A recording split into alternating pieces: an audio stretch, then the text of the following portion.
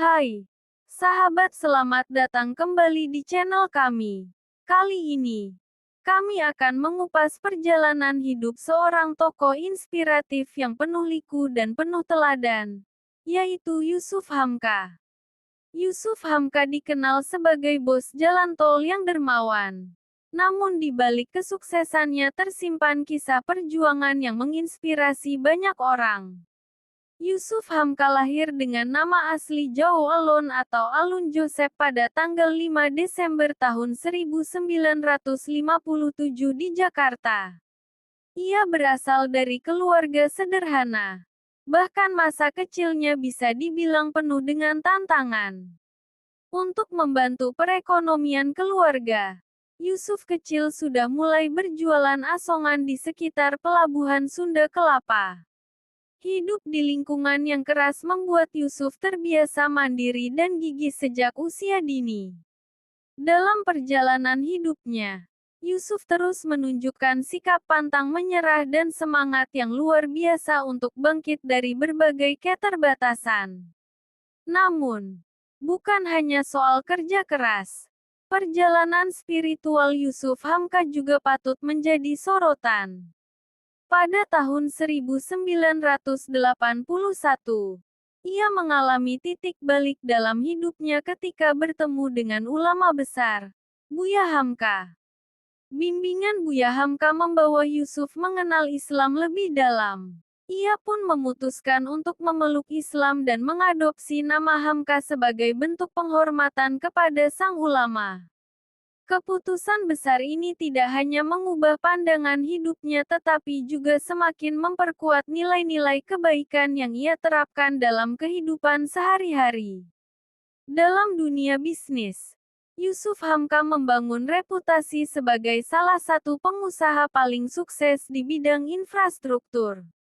Saat ini, ia menjabat sebagai Komisaris Utama PT Citra Marga Nusapala Persada Terbuka (CMNP), sebuah perusahaan besar yang mengelola beberapa ruas jalan tol di Indonesia, termasuk Tol Wiyoto Wiono.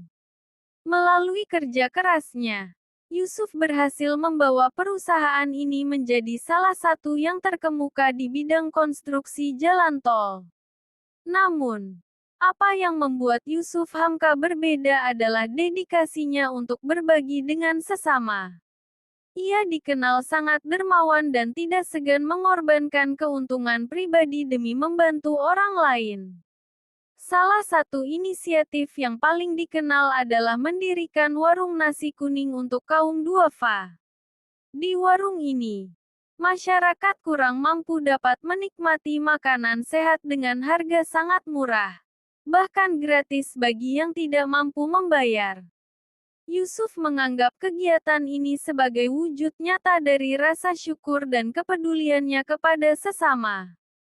Tak hanya itu, Yusuf Hamka memiliki mimpi besar untuk membangun 1.000 masjid di berbagai pelosok Indonesia.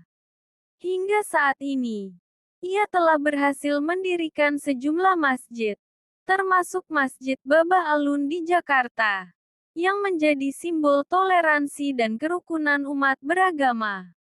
Melalui langkah-langkah ini, Yusuf membuktikan bahwa kesuksesan sejati adalah tentang berbagi dan membawa manfaat bagi orang lain. Meski telah mencapai banyak hal, perjalanan Yusuf Hamka tidak sepenuhnya mulus. Dalam beberapa kesempatan, ia harus menghadapi kritik dan tantangan berat, baik dari dunia bisnis maupun kehidupan pribadi.